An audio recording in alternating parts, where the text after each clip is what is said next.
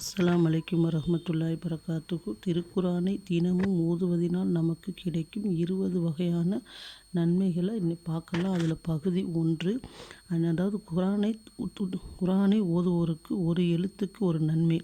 அதாவது அன்னை ஆயிஷா ரலியல்லாஹு அன்ஹா அறிவிக்கிறார்கள், ஒரு எழுத்து என்பது அலிஃப் லாம் மீம் சேர்த்தல்ல.